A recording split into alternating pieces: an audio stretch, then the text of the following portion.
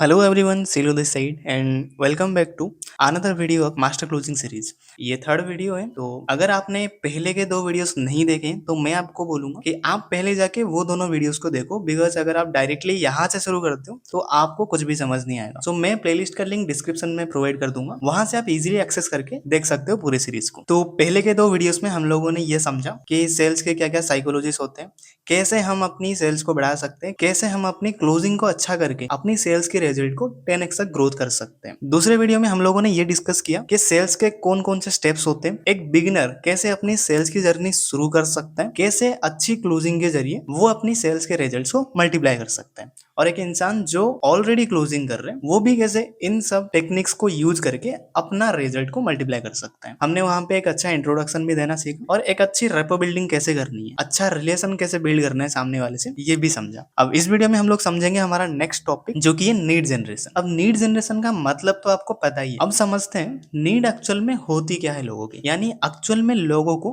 क्या चाहिए। हमेशा ध्यान रखना अलग अलग ऑडियंस की अलग अलग नीड होती है और उसी के हिसाब से हमें उनको सॉल्यूशन प्रोवाइड करने होते हैं। अब समझते हैं कौन से ऑडियंस को क्या नीड होती है। सबसे पहला कैटेगरी है हमारा स्टूडेंट्स। अब एक स्टूडेंट को क्या चाहिए होता है एग्जैक्टली इसे समझ। सबसे पहली चीज जो एक स्टूडेंट को चाहिए वो है सेल्फ अर्निंग। खुद का कुछ अर्न करना चाहता है वो, ताकि उसे घर वालों से खर्चे के लिए पैसा ना मांगना पड़े। सेकेंडली उन्हें सेल्फ डिपेंडेंट बनना होता है। किसी के ऊपर हमेशा डिपेंडेंट रहना उन्हें पसंद नहीं, चाहे वो घर वाले भी क्यों ना हो। और क्या चाहिए होता है एक स्टूडेंट को, नेम एंड फेम चाहिए उन्हें।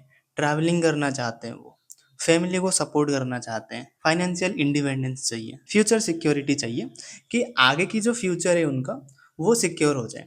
ऐसा ना हो कि 5 साल बाद भी वो अनश्योर है कि क्या करना चाहिए एंड क्या नहीं करना चाहिए। ये होती है एक स्टूडेंट की बेसिक नीड, एंड ये नीड्स को आप ध्यान में रखते हुए एक स्टूडेंट को क्लोज कर सकते हो। अब नेक्स्ट कैटेगरी पे जाते हैं हम, एक जॉब या वर्किंग प्रोफेशनल को क्या चाहिए। सबसे पहली चीज एक जॉब या वर्किंग प्रोफेशनल को चाहिए होता है एक अदर सोर्स ऑफ इनकम, क्योंकि जितनी उनकी इनकम करेंटली आ रही है उसमें से आधे से ज्यादा तो उनकी लाइबिलिटीज में चली जाती है, जैसे कि रेंट देना, ईएमआई पे करना, मेंटेनेंस, और अगर मैरिड है तो फिर बच्चों के स्कूल का खर्चा, बच्चों का खर्चा, ये सारी चीजें। तो उसकी जो इनकम है उसके लिए कभी सफिशिएंट हो ही नहीं पाता, और यही रीजंस की वजह से उन्हें हमेशा एक अदर सोर्स ऑफ इनकम चाहिए होता है। टाइम फ्रीडम चाहिए होता है उन्हें, क्योंकि उनकी शेड्यूल ही ऐसी होती है कि वो कभी टाइम निकाल ही नहीं पाते एक्स्ट्रा चीजों के लिए। तो टाइम फ्रीडम चाहिए होता है उन्हें कि वो अपने फैमिली एंड एक्स्ट्रा चीजों के लिए भी टाइम निकाल सके। और क्या चाहिए उन्हें, फाइनेंशियल फ्रीडम, फैमिली, अपनी लाइफस्टाइल बदलनी है,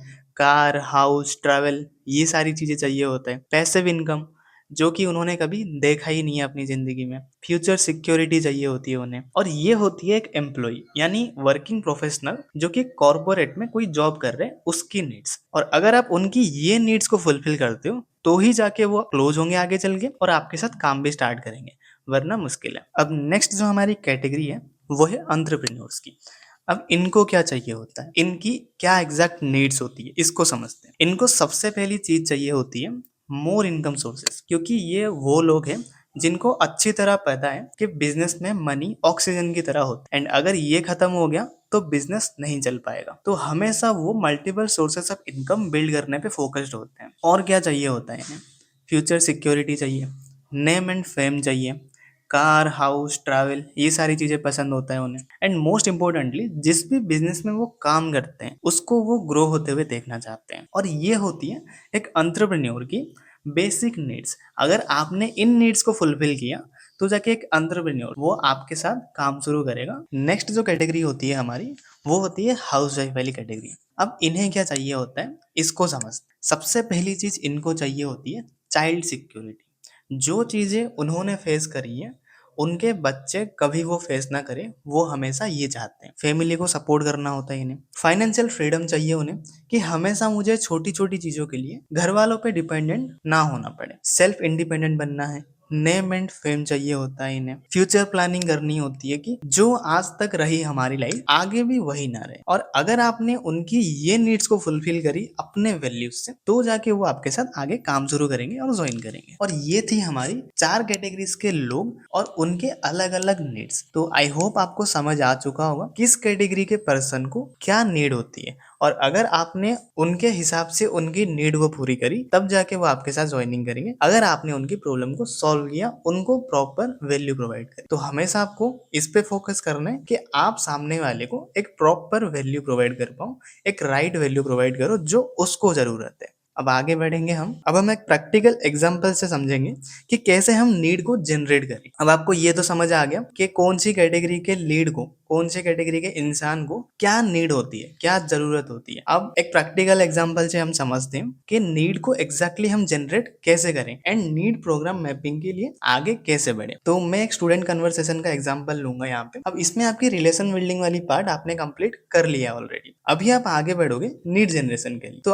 आप ऐसे शुरू कर सकते हो, उससे बोलो कि जैसे आपने अपने बारे में बताया कि आप अपनी लाइफ में क्या चीजें अचीव करना चाहते हो, ऐसे ही बहुत सारे स्टूडेंट से मेरी बात होती है। उन्होंने भी बताया कि उनके भी कुछ ड्रीम्स एंड रिक्वायरमेंट्स होती है जो वो हासिल और पूरा करना चाहते हैं। क्योंकि एक स्टूडेंट को बेसिकली क्या चाहिए, खुद से सेल्फ डिपेंडेंट बने और पेरेंट्स से अपने खर्चे के लिए पैसे ना मांगे। सही बोल रहा हूँ? पूछो उससे, उसे चुप मत रहने देना। जब भी आप क्लोजिंग कर रहे हो तो आप सामने वाले से सवाल पूछते रहो लगातार। वो एक्टिव रहना चाहिए। ऐसा नहीं होना चाहिए कि आप बोल रहे हो बस सुन रहा है सुन रहा है सुन रहा है। ऐसा नहीं होना चाहिए। वो भी एक्टिव रहे आपके साथ, पार्टिसिपेट करे आपके साथ। ठीक है? तो पूछो उससे कि सही बोल रहा हूँ? क्या बोलेगा? यस, आप सही बोल रहे हो सर, या फिर आप सही बोल रहे हो मैम।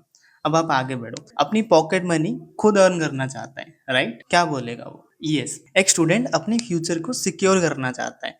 महीने का एटलीस्ट 30 से 50 हजार कमाना चाहते हैं ताकि वो सेल्फ डिपेंडेंट बन पाए। सही बोल रहा हूँ? वो क्या बोलेगा? यस। अब इन सभी के सभी नीड्स को आपको मैप करनी है, यानी इनके आपको एग्जैक्ट सॉल्यूशंस प्रोवाइड करनी है कि कैसे वो ये सारी चीजें अचीव कर सकता है आपकी प्लान के थ्रू। अब यहाँ पे अगर आप नोटिस करो तो मैंने बस 2 से 3 सवाल ही पूछे हैं और इतने में ही मैं उसकी नीड को जनरेट कर लूंगा। कैसे? मैंने जो जो सवाल पूछे हैं उसको एकदम जेन्युइन है और ये हर एक स्टूडेंट की नीड होती है। ऐसा हो ही नहीं सकता कि कोई स्टूडेंट की ये नीड ना हो। हर किसी को सेल्फ डिपेंडेंट बनना है, हर किसी को शर्म आती है अपने घर से बार बार पैसे लेने में, हर किसी को महीने का कुछ सेल्फ अर्निंग करना है ताकि वो सेल्फ डिपेंडेंट बन पाए, हर बार डिपेंडेंट ना रहना पड़े। और ये हर स्टूडेंट की नीड होती है। तो यहाँ पे नीड जनरेशन वाला पार्ट कंप्लीट होता है। अब हम आगे बढ़ेंगे नीड प्रोग्राम मैपिंग के लिए। अब need generation and need programme mapping के बीच भी एक पॉज आता है जिसमें कि आप सामने वाले से क्वेश्चन करते हो। अब नीड तो पता कर लिया आपने, अब आप सामने वाले से पूछो कि लेकिन आप ही बताओ क्या ज्यादातर स्टूडेंट्स ये सब हासिल कर पाते हैं। और नीड जनरेशन के टाइम पे सवाल उसके जो नीड्स बताए मैंने उसके हिसाब से आप पूछना। और जब आप ये क्वेश्चन उससे करोगे ना कि लेकिन आप ही बताओ क्या ज्यादातर स्टूडेंट्स ये हासिल कर पाते हैं, तो उसका आंसर होगा नो, क्योंकि ये रियलिटी है। और अगर हासिल कर लेते तो वो आपके पास नहीं होता। और एक और सवाल डालो, पता है क्यों? फिर से आंसर होगा नो। अब आप आगे बढ़ो, ये बोलो उससे कि लेट मी टेल यू ऐसा क्यों होता है। एक्चुअली इसके बहुत सारे रीजंस होते हैं, लेकिन मैं आपको मेन रीजंस बताता हूँ एंड ये रीजंस हर किसी के लिए अप्लाई होते हैं, चाहे वो स्टूडेंट हो, हाउसवाइफ हो, कोई जॉब पर्सन हो या फिर किसी बिजनेस में इन्वॉल्व। ये रीजंस हर किसी के लिए अप्लाई होते हैं। मैं आपको एकदम ओवरऑल चीज बता रहा हूँ, ध्यान से सुनना। ये आप उससे बोलो। अब आपने उसको एक्टिव किया, अब वो आपकी बातों को ध्यान से सुनेगा कि आप क्या बता रहे हो और क्या सॉल्यूशन उसको प्रोवाइड कर रहे हो। तो आप आगे बोलो। सबसे पहले उन्हें एक चीज नहीं मिल पाती, वो है राइट गाइडेंस। काफी सारे लोगों को लगता है कि हम यूट्यूब से देखकर अर्निंग कर लें, लेकिन कर कितने पाते हैं? अब इसका आंसर उसे देने दो। क्या होगा आंसर? No one. अब आप आगे बोलो दिस इज द रियलिटी। और कर क्यों नहीं पाते? क्योंकि सभी को चाहिए hand holding support. Right guidance मिलने के बाद भी क्यों लोग पैसा नहीं कमा पा रहे हैं? क्योंकि उन्हें हैंड होल्डिंग सपोर्ट ही नहीं मिल पाता। अब मान लेते हैं आपको राइट गाइडेंस एंड सपोर्ट भी मिल गया, लेकिन जो आपको गाइडेंस एंड सपोर्ट करने वाला पर्सन है वो सही मेंटोर नहीं हुआ, तो क्या करोगे? फिर से वो चुप हो जाएगा। फिर आप आगे बोलो एंड अगर राइट मेंटोर भी है एंड सब कुछ मिल गया आपको, तो सही प्लेटफॉर्म का होना भी बहुत जरूरी। अब आप उसे एक एग्जांपल से समझाओ कि राइट प्लेटफॉर्म क्या होता है एंड हम उसे कैसे पहचानेंगे कि वो एक राइट प्लेटफॉर्म है हमारे लिए। उसे एग्जांपल में आप ऐसे बोलो कि मान लो आप एक बाइक रेस में हिस्सा ले रहे हो। अब मैं ये वाला एग्जाम्पल दे रहा हूँ, अगर आपको कोई और एग्जाम्पल आता है तो आप वो वाला भी दे सकते हो।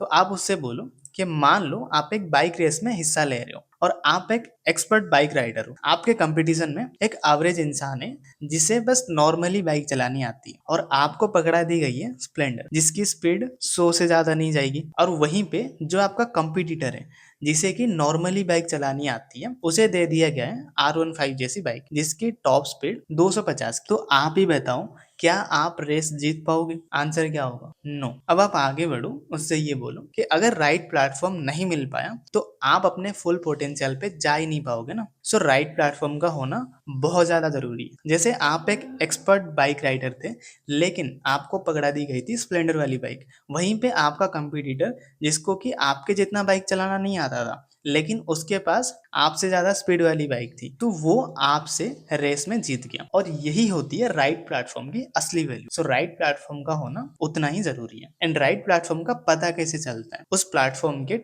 टीम रिव्यूज से, उसके फीडबैक से, अचीवमेंट से, वहां कितने अचीवर्स हैं एंड उसकी ग्रोथ रेट से। कहीं ऐसा तो नहीं ना प्लेटफॉर्म 2 साल पहले शुरू हुआ था और आज भी वहीं पे है। अगर प्लेटफॉर्म ग्रोथ नहीं कर रहा तो आप उस प्लेटफॉर्म के साथ जुड़ के ग्रोथ कैसे ले सकते हो? एग्जैक्टली यही चीज मैं आपको समझाने की कोशिश कर रहा हूँ कि ये सारी चीजें मैंडेटरी है आपकी ग्रोथ के लिए। ये सारी चीजें अगर नहीं होगी तो आप भी आगे नहीं बढ़ पाओगे। अब आपने इसको समझा दिया कि राइट प्लेटफॉर्म क्या होता है, राइट गाइडेंस मिलनी चाहिए, हैंड होल्डिंग सपोर्ट होनी चाहिए, सही मेंटोर होना चाहिए, जो भी आपका मेंटोर है इतना होना चाहिए। अब यहाँ पे आपका नीड प्रोग्राम मैपिंग वाला पार्ट आधा कंप्लीट हो जाता है। अब बाकी के जो सॉल्यूशंस होंगे, जो वैल्यूज होंगे, वो आप उसे क्लोजिंग में प्रोवाइड करोगे। तो आगे बढ़ते हैं हम। हमारा नेक्स्ट टॉपिक है क्लोजिंग ऑन फर्स्ट कॉल। अब इसे करने से पहले कुछ स्टेप्स होते हैं जिन्हें हमें फॉलो करना है। सबसे पहले समराइज करना है। जो भी अभी तक आपने उसके साथ डिस्कस किया है उसे समराइज करो। नेक्स्ट आप उनके डिटेल्स लो। उसके बाद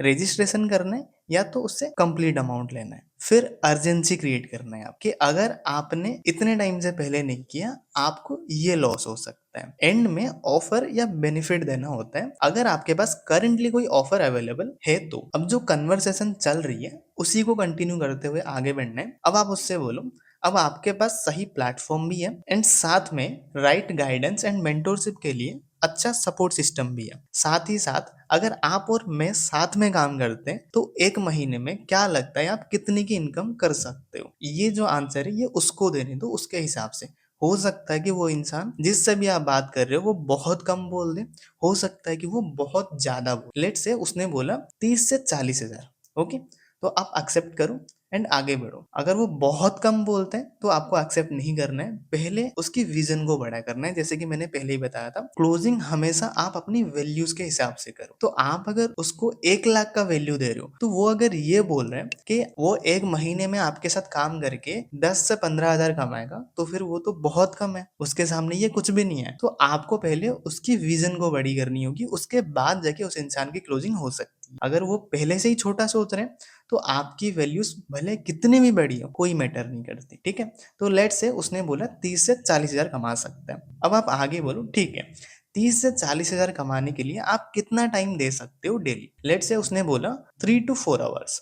अब आप ये बोलो, ओके, तो अब हम वर्क प्रोसीजर को समझते हैं, यानी एक्चुअल में आपको करना क्या होगा। सबसे पहले आपको रजिस्ट्रेशन करते ही जितने भी दिन का आपका ट्रेनिंग प्रोग्राम हो आप उतने दिन का बोलना। लेट से 10 डेज का है आपकी ट्रेनिंग प्रोग्राम, ठीक है। तो आप ये बोलो, सबसे पहले आपको रजिस्ट्रेशन करते ही 10 डेज का एक ट्रेनिंग प्रोग्राम मिलेगा एंड वो आपको कंप्लीट करनी है एंड उसके नोट्स मुझे सेंड करनी है। अब वो यस बोलेगा। अब आप आगे बढ़ो। अब मैं आपको एक सिंपल सा कैलकुलेशन दे रहा हूँ, एकदम ध्यान से सुनना। और यहाँ से होती है आपकी असली क्लोजिंग शुरू। फॉर एग्जाम्पल, मान लेते हैं आपके पास दो पैकेजेस हैं। लेट से एक का प्राइस है 10,000 एंड दूसरे का प्राइस है 15,000, और जो 10,000 वाली पैकेज पे कमीशन है वो है आपका 4,500 का, और जो 15,000 वाली पैकेज पे आपका कमीशन है वो है 7,000 का। तो वैल्यू भी आपको हमेशा उसी के हिसाब से देनी है। जैसे मान लो आप 10,000 वाली पैकेज को पिच करना चाहते हो तो आपकी वैल्यू मिनिमम 1,35,000 से ज्यादा होनी चाहिए। एंड सिमिलरली अगर आप 15,000 वाली पैकेज की प्राइस को पिच करना चाहते हो तो आपकी वैल्यू 2,10,000 तक की होनी चाहिए at least. Your value should always be 10x greater than your price. Value हमेशा 10 गुना ज्यादा होना चाहिए प्राइस से, तभी सामने वाला इंसान ज्वाइन करता है या फिर स्टार्ट करता है। अब आगे बढ़ेंगे हम कैलकुलेशन के लिए। ध्यान रहे हमेशा कैलकुलेशन आपको उसके ड्रीम्स एंड रिक्वायरमेंट्स की बेसिस पे देना है। ड्रीम्स एंड रिक्वायरमेंट्स अगर बड़े नहीं है उसके, तो पहले आपको उसके ड्रीम्स को बड़ा करना है, उसके विजन को बढ़ाना है, नीड जनरेशन वाली पार्ट। नेक्स्ट आप उसको ये बोलो, अगर आप एक दिन में 10 लोगों से बात करते हो, प्लान समझाते हो, तो महीने में कितने लोग हो जाएंगे? ये जो आंसर्स है ये उसको देने दो, ठीक है? तो कितने लोग हो जाएंगे? 300। 300 में से कितने लोग होंगे जो आपके साथ वर्क स्टार्ट करेंगे? लेट्स से 40 टू 50%, 40 से 50 लोग। अब आप आगे बोलो, जैसे ही कोई पर्सन आपके साथ, मान लेते हैं आपने 10,000 का प्राइस पिच किया, ठीक है? तो आप उसको आगे बोलो, जैसे ही कोई पर्सन आपके साथ 10,000 से एनरोल होगा, तो आपकी इनकम उस पर्सन से 4,500 की होती है, 4,500 की होती है। तो 50% से कितनी इनकम होगी आप, ये आप उसी से पूछो, उसको बोलो कैलकुलेट करके बोले, लेकिन आंसर वही देगा। अब कितने की इनकम होगी? अगर एक इंसान से 4,500 की हो रही है, तो टोटल 50% से, तो टोटल हो जाएगी 2,25,000, 2,25,000। चलो मान लेते हैं कि 50 लोग ज्वाइन नहीं करते, 50 लोग नहीं स्टार्ट करते, सिर्फ 30 लोग ही करते हैं, तो फिर भी आपकी इनकम कितने की हो रही है? कैलकुलेट करो आप उससे बोलो ये, और वो आपको कैलकुलेट करके बताएगा कितना हुआ। 4,500 मल्टीप्लाइड बाय 30, 1,35,000, इतना हो रहा है। आपकी उस महीने की इनकम 1 लाख क्रॉस करी, क्या बोलेगा? यस सर या फिर यस मैम। तो आप ही बताओ, इस ग्रोइंग बिजनेस के लिए क्या हम इंटरेस्ट डेवलप नहीं कर सकते? क्या बोलेगा? यस सर या फिर यस मैम। अब एक बात बताओ, यहाँ पर खोने के लिए कुछ है? नो। पाने के लिए कुछ है? बहुत कुछ। तो क्या इस बिजनेस के लिए हम टाइम मैनेज नहीं कर सकते? क्या आएगा आंसर? यस। क्या इस बिजनेस के लिए अपने पेरेंट्स को कन्विंस नहीं कर सकते? क्या होगा आंसर? यस। क्या इस बिजनेस के लिए हम मनी अरेंज नहीं कर सकते लाइफ में बस एक बार? क्या होगा आंसर? यस। तो आप ही बताओ, बिजनेस करना चाहिए या फिर नहीं करना चाहिए? तो क्या होगा आंसर? यस, करना चाहिए। अब यहाँ पे ये जो पर्सन है आपका, ऑलमोस्ट 70 to 80% कन्वर्ट हो चुका है, क्लोज हो चुका है। बाकी के जो 20-30% बचेंगे, वो ऑब्जेक्शंस की वजह से बच सकते हैं। हो सकता है कि वो कुछ ऑब्जेक्शंस डालें, जैसे मेरे घर वाले नहीं मानेंगे, या फिर मेरे से नहीं हो पाएगा, ऐसे कुछ ऑब्जेक्शंस हो सकते हैं। तो वो वाला पार्ट हम ऑब्जेक्शन हैंडलिंग में सॉल्व करते हैं। अभी के लिए अगर क्लोजिंग की पार्ट देखा जाए, तो ऑलमोस्ट 70 to 80% वो इंसान क्लोज हो चुका है। अब जो ये उसके आंसर्स थे कि हाँ मुझे करना चाहिए, हाँ मैं कर सकता हूँ, हाँ मुझे टाइम मैनेज करना चाहिए, हाँ मुझे पेरेंट्स को कन्विंस करना चाहिए, हाँ मुझे मनी अरेंज करना चाहिए, ये जो सारे आंसर्स उसने दिए हैं, खुद से एक्सेप्ट किए हैं, उसको और स्ट्रांग बनाना है कुछ और क्वेश्चन से। जैसे उसकी एनर्जी को आप बूस्ट करो। हार तो नहीं मानोगे? क्या बोलेगा? हाँ मैं हार मान जाऊंगा, कभी पॉसिबल नहीं है। क्या बोलेगा? नहीं, मैं कभी हार नहीं मानूंगा। डरोगे तो नहीं? नो। मेहनत करोगे? कोई भी इंसान इस पे नो नहीं बोलेगा, हर कोई बोलेगा मैं बहुत मेहनत करूंगा। क्या आंसर होगा? यस। अब यहाँ पे आप उसको डायरेक्टली पूछो, ओके तो आप क्या यूज करते हो, फोन पे, गूगल पे? तो वो कुछ भी एक बोलेगा। ओके, मैंने आपको स्कैनर भेज दिया है, तो आप मुझे अमाउंट सेंड कर दो एंड मैं ऑन दी कॉल ही आपका रजिस्ट्रेशन कर दूंगा। यहाँ पे कुछ 2-3 केसेस आ सकते हैं। जैसे वो ये बोल दे कि मेरे पास अभी अमाउंट नहीं है, या तो वो ये बोले कि मेरे पास अभी इतने अमाउंट नहीं है, या तो फिर वो आपको पेमेंट कर दे। तो जो पहली वाली कैटेगरी है, जिन्होंने आपको ये बोला है कि मेरे पास अभी अमाउंट नहीं है, उनका क्या करना है मैं आपको आगे समझाऊंगा। बाकी जो 2 कैटेगरीज बचे, इनके बारे में मैं अभी डिस्कस करता हूँ। इन केस अमाउंट नहीं है, इतने अमाउंट मेरे पास नहीं है अभी, तो आप उनको ये बोलो, अच्छा ओके कोई बात नहीं, कितना है आपके पास? लेट से उसने बोला 2,000 है, तो आप उसको बोलो ओके कोई बात नहीं, आप मुझे इतना भेज दो, मैं आपका रजिस्ट्रेशन स्लॉट कंफर्म कर दूंगा ऑन दी कॉल, एंड जो रिमेनिंग अमाउंट है वो आप कुछ टाइम के अंदर भी कर सकते हो। अमाउंट रिसीव हुआ, उससे स्क्रीनशॉट ले लो, एंड नेक्स्ट आप बोलो, उसने 2,000 की पेमेंट करी है, तो आप ये बोलो आपकी रिमेनिंग 8,000 रह गया है, ये कितने बजे तक आप कर दोगे? क्योंकि मुझे उसके अकॉर्डिंग आपकी ट्रेनिंग शेड्यूल करनी है। आप कंफर्म कर दो ताकि टाइम खराब ना हो। यहाँ पे ध्यान दो जरा, मैंने क्या क्वेश्चन पूछा है, ये आप कितने बजे तक कर दोगे? जो ये रिमेनिंग अमाउंट है, ये आप कितने बजे तक कर दोगे?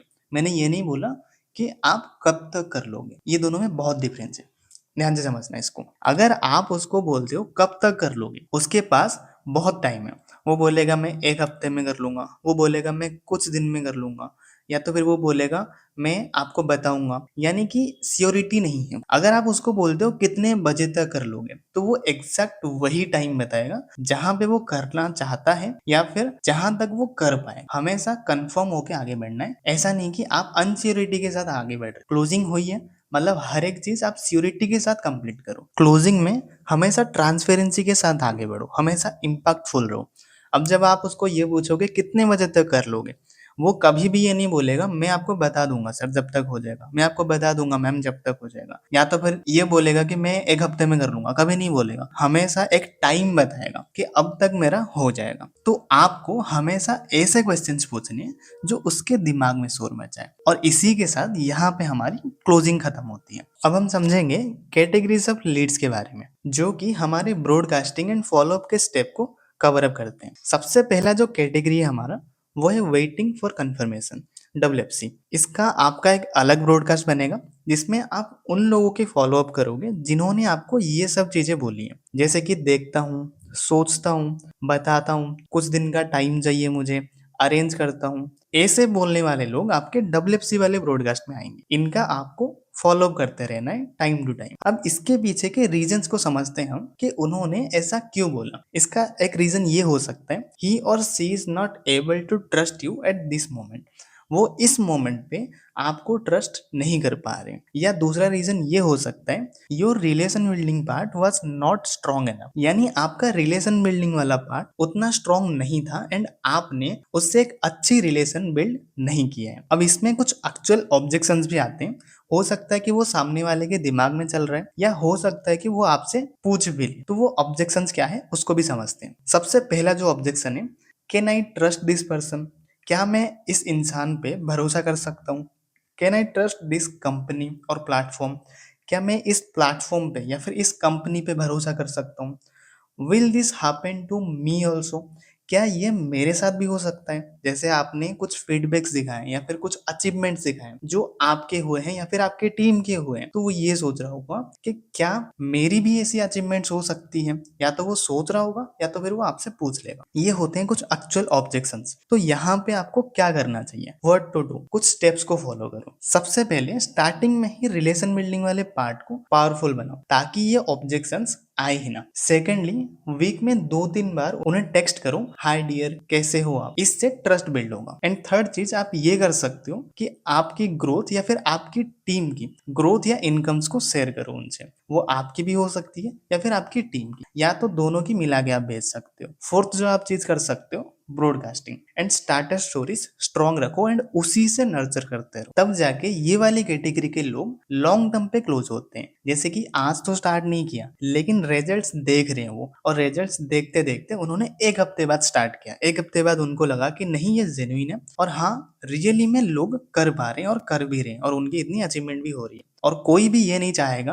कि यार मेरा पड़ोस वाला भाग के बहुत आगे चला गया है, मैं बहुत पीछे हूँ, मैं यहीं पे रहता हूँ। कोई भी नहीं चाहेगा। अगर वो आगे जा चुका है तो मैं भी जाऊंगा। तो इसी तरीके से ये वाली कैटेगरी के लोग ऐसे क्लोज हो सकते हैं लॉन्ग टर्म पे। अब नेक्स्ट जो कैटेगरी होती है हमारी लीड्स की, वो होती है प्रॉमिस टू पे, P2P। और इसमें आपके वो लोग आ जाएंगे जिन्होंने आपको रजिस्ट्रेशन या होल्डिंग अमाउंट दे रखा है, डिटेल सेंड कर चुके हैं, टाइम भी कंफर्म कर दिया है, बट स्टिल टाइम पर उनका पेमेंट नहीं आया है। अब रीजंस क्या हो सकते हैं इसके पीछे के, पहले उसको समझते हैं।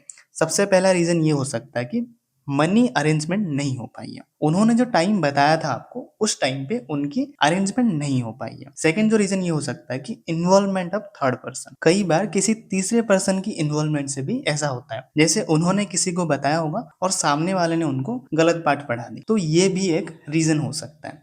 एंड थर्ड जो हो सकता है हमारा, माइंड डाइवर्ट हो रहा है। उन्होंने कर तो दिया था स्टार्टिंग में बहुत जोश में थे और उन्होंने सोचा कि नहीं शुरू कर लेते, बाद में उनकी वो एनर्जी डाउन हो रही है, धीरे धीरे डाउन हो रही है। तो आपको उस एनर्जी को बनाए रखना है। फोर्थ हो सकता है ये कि डाउट्स एराइज हो रहे हैं, उनको अभी डाउट्स आ रहे हैं। स्टार्टिंग में तो आपकी रिलेशन बिल्डिंग स्ट्रांग थी, उन्होंने भरोसा भी किया था और सारी चीजें उनको अच्छा भी लगा था, लेकिन अभी डाउट्स एराइज हो रहे हैं। तो उन डाउट्स को आपको क्लियर करना होगा।